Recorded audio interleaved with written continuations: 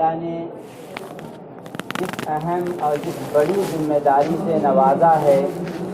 وہ ذمہ داری آج کی پیدا کردہ یا آج کی بیان کردہ نہیں ہے۔ یہ ذمہ داری دراصل وحی کے پہلے لفظ کے ساتھ اور وحی کے پہلے پیغام کے ساتھ ہی حضرت محمد رسول اللہ صلی اللہ علیہ وسلم کو دی گئی تھی، اور وہ ذمہ داری منتقل ہو کر حضرات صحابہ رضی اللہ عنہم کو ملی، اور پھر وہ ذمہ داری ان سے حضرات تابعین نے اور ان سے تبع تابعین نے اور امت علماء کرام اور امت کے اہل علم طبقے نے طبقہ ان طبقہ اس ذمہ داری کو نبھایا ہے، اس ذمہ داری کو پورا کیا ہے۔ تبھی یہ علم، یہ دین اپنی پوری اور مکمل اور اصلی شکل میں ہمارے پاس موجود ہے۔ یہ دین اسلام کی اور شریعت محمدی کی خصوصیت ہے کہ یہ دین علمی اعتبار سے بھی اور عملی اعتبار سے بھی ہمارے پاس بالکل محفوظ پہنچا ہے، ورنہ اس سے پہلے جتنی بھی شریعتیں آئی تھیں ان کا علمی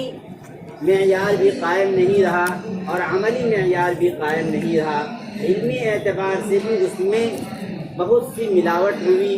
اختلاط ہوا، آمیزش ہوئی، اور عملی اعتبار سے بھی بے اعتدالیاں ہوئیں، افراد اور تفرید کے شکار۔ دراصل امت کو اس دین پر باقی رکھنے کے لیے دو سب سے اہم اور بنیادی چیز ہیں، دو سب سے اہم اور بنیادی اوصاف ہیں، ایک ہے ایمان اور دوسرا علم۔ اس وجہ سے جو ہی ایمان اترا، ایمان کا حکم دیا گیا، جو لوگ بھی ایمان کو قبول کرتے تھے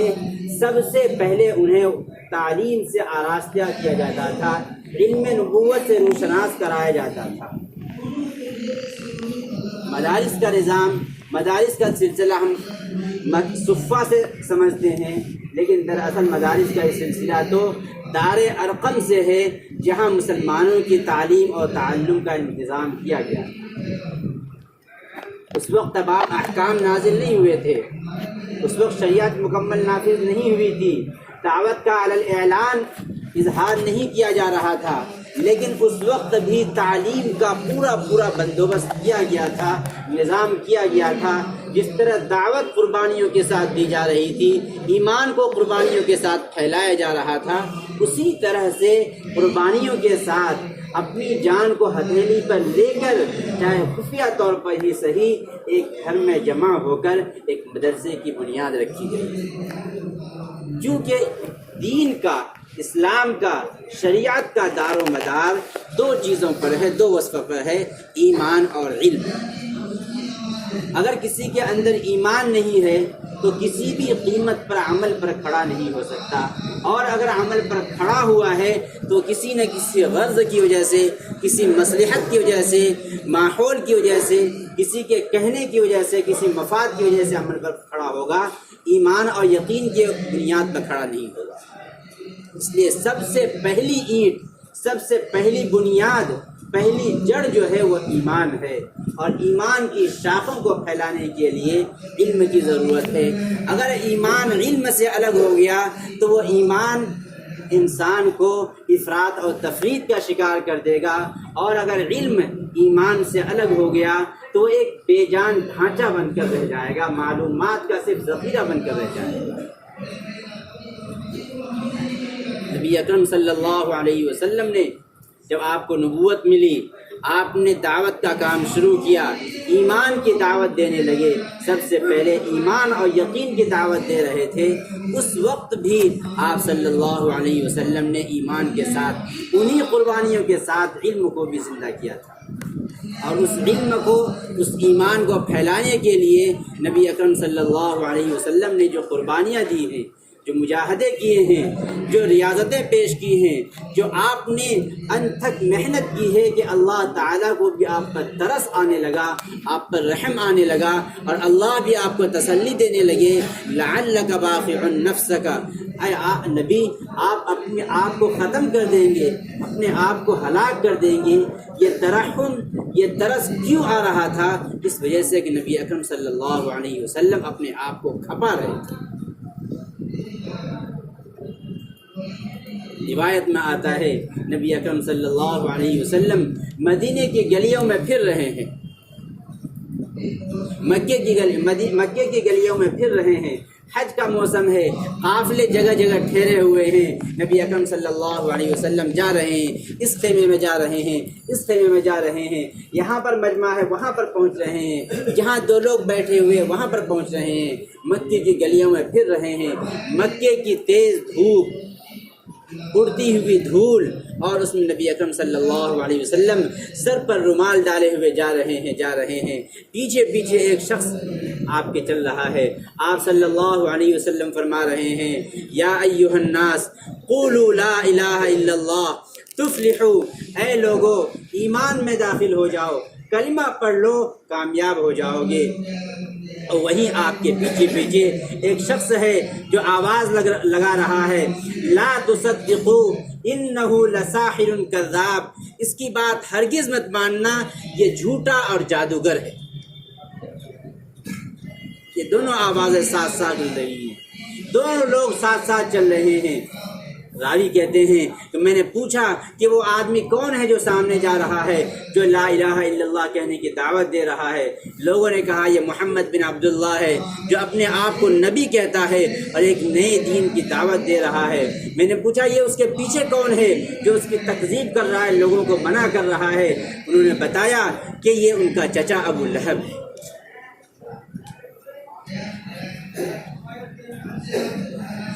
مخالفت کہیں باہر سے شروع نہیں ہوئی، گھر سے شروع ہوئی ہے۔ اسی ابو لہب نے جب نبی اکرم صلی اللہ علیہ وسلم نے کوہ صفا پر چڑھ کر پہلی دعوت دی تھی، سارا مجمع چپ تھا۔ ابو لہب نے کہا تھا تبا لک سائر اليوم الہذا جمعتنا، تمہاری ہلاکت ہو، کیا اس کام کے لیے ہمیں جمع کیا تھا؟ ہم تو سمجھ رہے تھے کسی بڑے کام کے لیے، اہم کام کے لیے، کسی فائدے کی بات کے لیے، کسی عقل مندی کی بات کے لیے تم نے جمع کیا ہے۔ یہ کیسی بےہودہ بات کر رہے ہو، ایک نئے دین کی بنیاد ڈال رہے ہو۔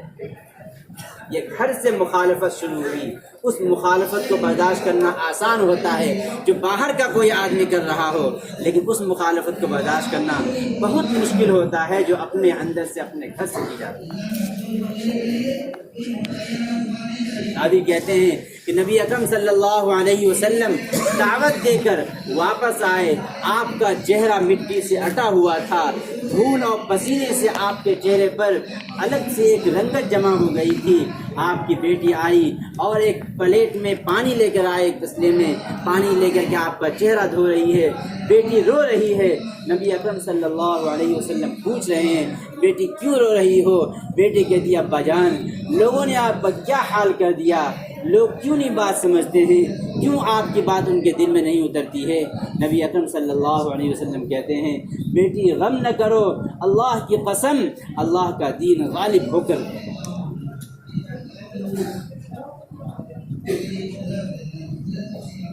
نبی اکرم صلی اللہ علیہ وسلم کی وہ قربانیاں، ان قربانیوں کے نتیجے میں پیدا ہونے والی اور بننے والی وہ جماعت، اور پھر اس نے جو قربانیاں دی ہیں وہ قربانیاں اصل علم اور ایمان کا متقاضی ہیں۔ ایمان اور علم کی محنت کے لیے ان قربانیوں سے کم درجے کی محنت کافی ہو ہی نہیں سکتی۔ حضرات صحابہ رضی اللہ تعالی عنہم نے جب اس وراثت کو لیا، ایمان اور علم کو لیا، اس کی محنت کو لیا، تو نبی اکرم صلی اللہ علیہ وسلم نے ان کو انہیں قربانیوں پر چڑھایا۔ ایسا نہیں ہے کہ جماعتوں کا سلسلہ آج کی نئی بات ہے، جماعتیں پہلے بھی نکلتی تھیں، جہاد کے لیے بھی جماعتیں نکلتی تھیں، قتال کے لیے بھی جماعتیں نکلتی تھیں، لیکن احادیث میں بے شمار جگہ اس کا تذکرہ ہے کہ نبی اکرم صلی اللہ علیہ وسلم دین سکھانے کے لیے بھی جماعت روانہ کر رہے ہیں، قرآن سکھانے کے لیے بھی جماعت روانہ کر رہے ہیں، اور آپ کے پاس جماعتیں آتی بھی تھیں، وفود آتے تھے، مسجد نبوی میں قیام رہتا تھا، ان کو وہاں پر دین سکھایا جاتا تھا۔ بس فرق یہ ہے کہ آج جو سلسلہ چلا ہے اس میں ہم اپنا کھانا، اپنا پینا، اپنا بستر، اپنا پیسہ لے کے چلتے ہیں، رخ طے ہوتے وقت یہ طے ہو جاتا ہے، دیکھ لیا جاتا ہے فلاں مسجد میں بھیجنا ہے، وہاں پر پاخانہ بیت الخلاء کا انتظام ہے یا نہیں، وہاں پر پانی کا نظام ہے یا نہیں ہے، بہت بنجر بستی تو نہیں ہے۔ یہ ساری چیزیں دیکھ کر، ساری نزاکتوں کو دیکھ کر پھر جماعت کو بھیجا جاتا ہے۔ اور اس وقت جو جماعتیں روانہ کی جاتی تھیں اس وقت یہ نہ وقت کی تعین ہوتی تھی، نہ رخ کی اس طرح تعین ہوتی تھی کہ وہاں کھانے پینے کی کیا سہولت ہے، استنجا خانے کی کیا نظام ہے، اور بیت الخلاء کا کیا انتظام ہے، یہ نہیں دیکھا جاتا تھا۔ وہاں جب جماعت روانہ کی جا رہی ہے تو وہ اپنی جان اپنی ہتھیلی پر لے کے جا رہے ہیں، اور اگر راستے میں دشمن نے حملہ کر دیا تو یہ کہہ کر مقابلہ کر رہے ہیں، اپنی گردن کٹوا رہے ہیں، فزت ورب الکعبہ، رب کعبہ کی قسم میں کامیاب ہو گیا۔ یہ کوئی اجنبی واقعات نہیں ہیں، یہ کوئی نادر روایتیں نہیں ہیں، ہم اور آپ احادیث کی کتاب میں پڑھ چکے ہیں، پڑھتے رہتے ہیں، اور تعلیم کے حلقوں میں بھی اس کا مذاکرہ ہوتا رہتا ہے، سنتے رہتے ہیں۔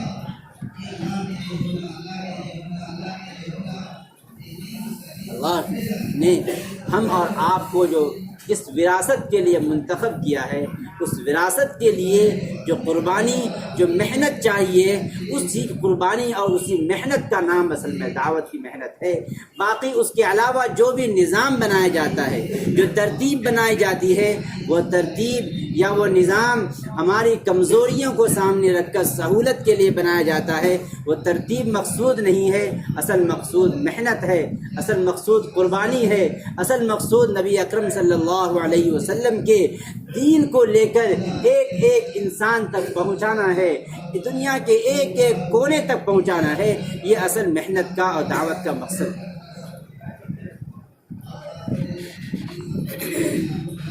تاریخ میں یہ واقعات ہیں، سیرت کے واقعات گواہ ہیں کہ جب تک علماء کرام نے ان قربانیوں کو زندہ رکھا، ان مجاہدوں کو زندہ رکھا، اور ان مجاہدوں کے ساتھ امت میں چلے پھرے، امت میں دین باقی رہا، امت میں دین زندہ رہا، امت میں دین تازہ رہا ہے۔ اور جب قربانیاں کم ہو گئی، جب مجاہدے کم ہو گئے، جب آسائشیں آ گئیں، راحت طلبی آ گئی، تو پھر آہستہ آہستہ دین سمٹنے لگا، دین سکڑنے لگا، ایک محدود طبقے تک دین آ کر محدود ہو گیا۔ حضرت مولانا الیاس صاحب رحمہ اللہ نے تعلیم و تعلم میں بھی لگے ہوئے تھے، مظاہر علوم میں بھی ان کو استاد رکھا گیا تھا، کافی دنوں تک انہوں نے تدریس کی خدمات انجام دی۔ ایک شیخ سے بیعت بھی تھی، حضرت شیخ الہند علیہ الرحمہ سے بیعت بھی تھے،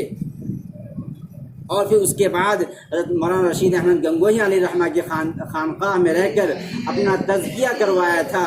تصوف میں بھی بڑے مراحل طے کیے تھے۔ لیکن حضرت مولانا رحمۃ اللہ علیہ کے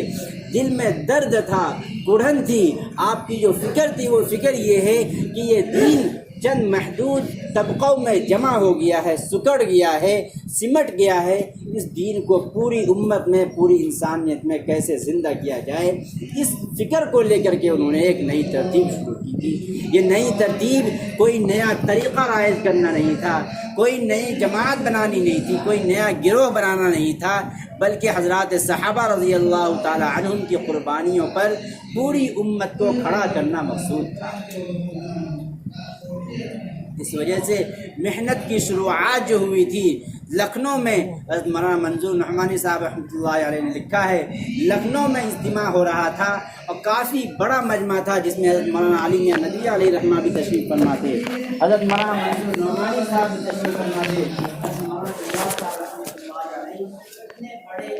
ہم پڑھتے ہیں سیرت کے واقعات ہمارے سامنے کھلے ہوئے ہیں، صحابہ کے زندگی کے واقعات ہمارے سامنے کھلے ہوئے ہیں، ایک ایک صحابی کی زندگی ہمارے سامنے بالکل آئینے کی طرح صاف اور ستھرا اور نکھرا ہوا ہے۔ ہم دیکھ سکتے ہیں کہ حضرات صحابہ رضی اللہ تعالی عنہم نے اس دین کو، ایمان کو، علم کو زندہ رکھنے کے لیے اور پھیلانے کے لیے کیا کیا قربانیاں دی۔ حضرت ابو ہریرہ رضی اللہ تعالی عنہ کے واقعات ہمارے سامنے، کیا وہ ساری محنتیں کہ بھوک پیاس کے مارے بے ہوش ہو جانا، بھوک کے مارے تڑپتے رہنا اور پریشان ہو کر کے حضرت ابوبکر سے سوال کرنا، حضرت عمر سے سوال کرنا، نبی اکرم سے سوال کرنا، یہ ساری چیزیں، یہ سارے حالات کس چیز کو بتلا رہے ہیں؟ یہ علم، یہ ایمان جو ہم تک پہنچا ہے، اسی کو زندہ رکھنے کے لیے، اسی کو ہم تک پہنچانے کے لیے ان کی ساری قربانیاں تھیں۔ ایسا نہیں ہے کہ اللہ نے ہمیں علم عطا فرمایا، ہمیں ذمہ داری نہیں دی،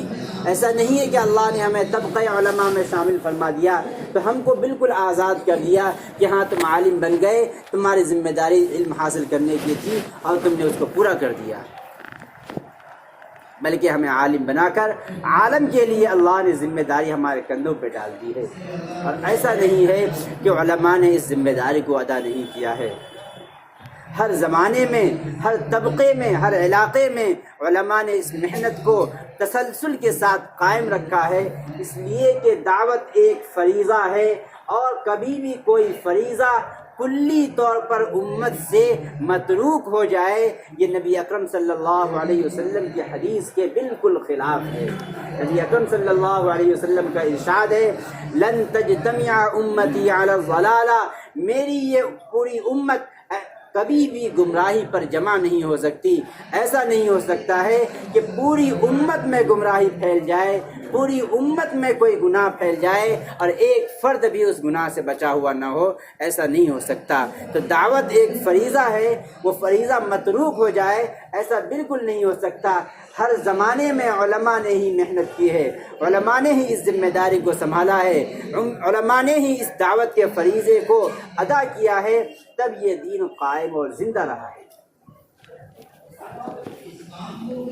حضرت مولانا علی میاں ندوی علیہ رحمہ کی کتاب تاریخ دعوت و عزیمت پورے تسلسل کے ساتھ واقعات کو بیان کرتے ہیں۔ آج جس ملک میں ہم موجود ہیں، جہاں پر لاکھوں مدارس ہیں اور لاکھوں علماء ہیں، مکاتب ہیں، مساجد ہیں، اور ہم فخر کے ساتھ کہتے ہیں کہ ہم ایک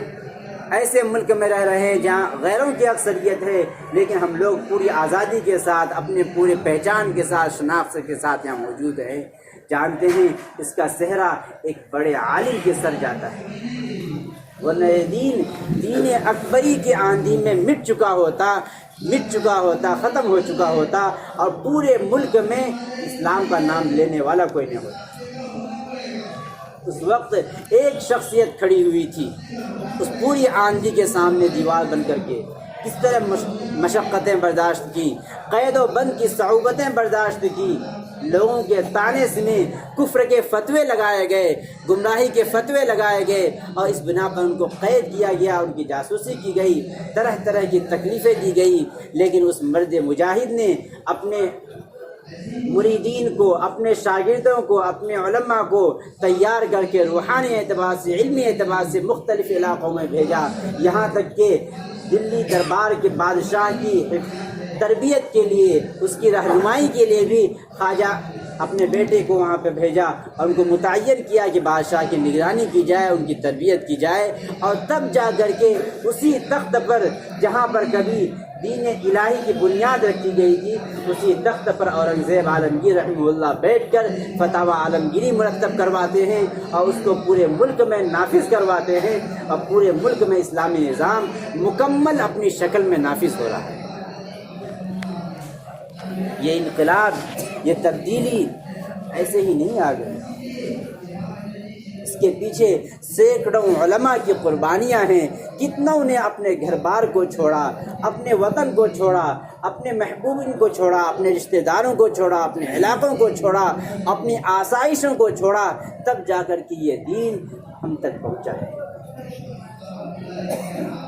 اور انہی علماء نے پوری دنیا میں دین کو زندہ کرنے میں اہم کردار ادا کیا ہے۔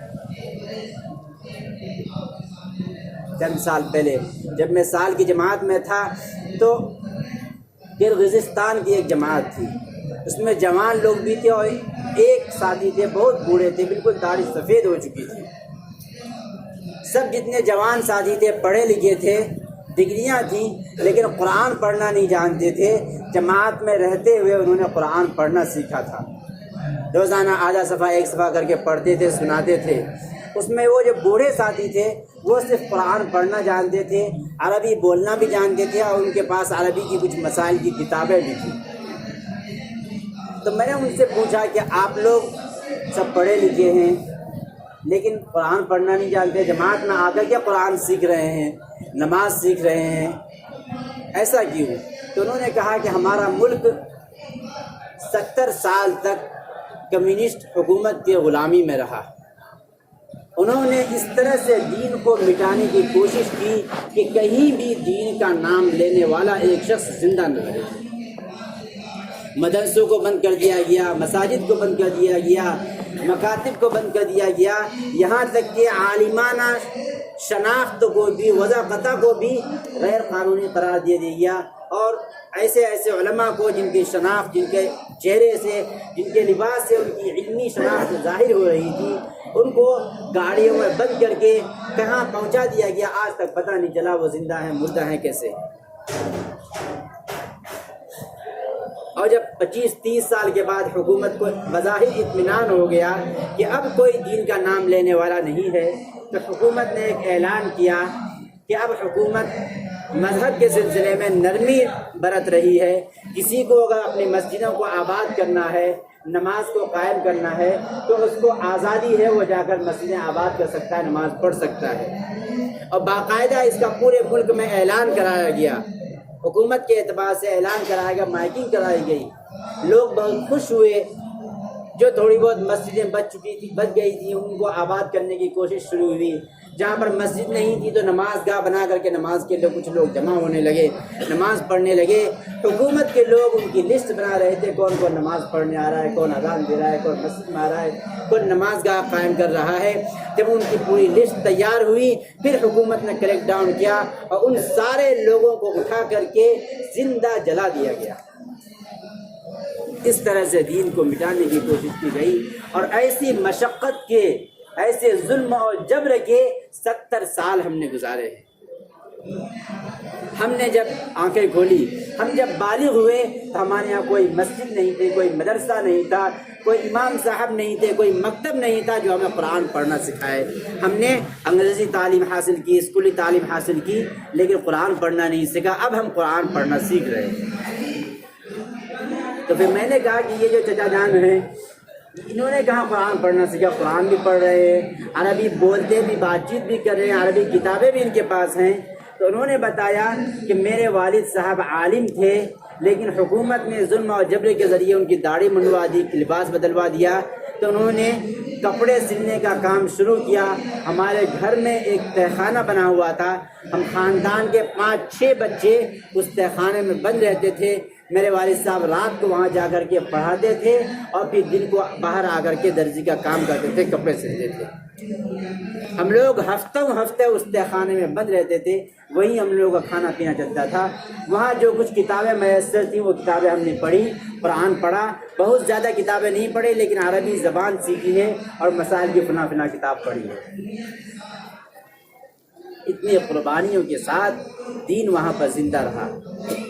اور پھر اس کے بعد جب تبدیلی آئی، کمیونسٹ حکومت گئی اور مذہب کی آزادی ملی، تو انہوں نے کہا کہ پڑوسی ملک کی ایک جماعت گئی تھی،